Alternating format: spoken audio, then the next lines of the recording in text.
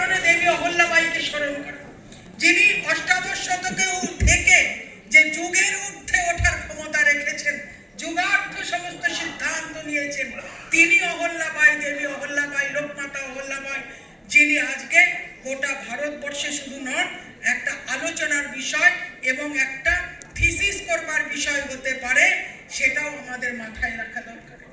আমরা যখন 1829 সালে সতীদাহ প্রথা রদের জন্য রামমোহন রায়কে স্মরণ করছি, সতীদাহ প্রথাকে রদ করার জন্য লর্ড বেন্টিকের হাত দিয়ে সেই সতীদাহ বিরুদ্ধে যিনি চরমভাবে সিদ্ধান্ত নিয়ে সমাজের কাছে, জাতির কাছে, মহিলাদের কাছে দেখিয়ে দিয়েছিলেন এর বিরুদ্ধেও যাওয়া যায়, মহিলাদের স্বামীর শুধু যাওয়ার দরকার নেই, মহিলারা চাইলে আত্মনির্ভর হয়ে দেশ শাসন করতে পারে, রাজ্য শাসন করতে পারে।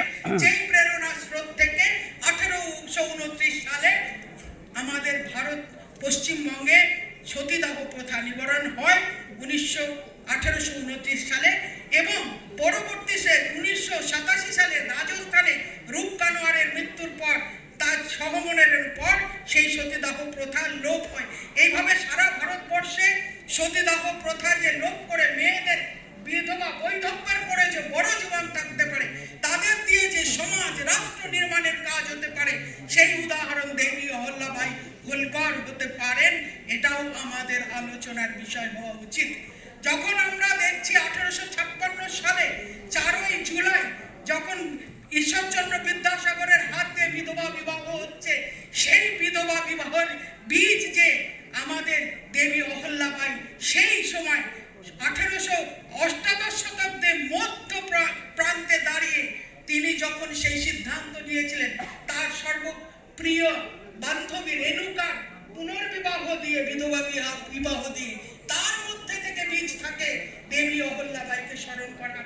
একজন দক্ষ প্রশাসিকা, যার নামে আজকে ভারতবর্ষের বিভিন্ন প্রান্তে রাস্তা, বিভিন্ন ঘাট, 1285-র উপরে মন্দির সংস্কার, দ্বাদশ জ্যোতির্লিঙ্গ সংস্কার, 4 ধাম, সপ্তপুরী, ভারতবর্ষের প্রায় উত্তর থেকে দক্ষিণ, পূর্ব থেকে পশ্চিম ভারতের একটা বিস্তীর্ণ অঞ্চল নিয়ে ভারতবর্ষকে সমৃদ্ধ করার, ভারতবর্ষকে সংস্কৃতি করার, ভারতবর্ষকে তুলে ধরার যে প্রেরণা, সেটা দেবী অহল্যাবাইয়ের কাছ থেকে আমরা পাই।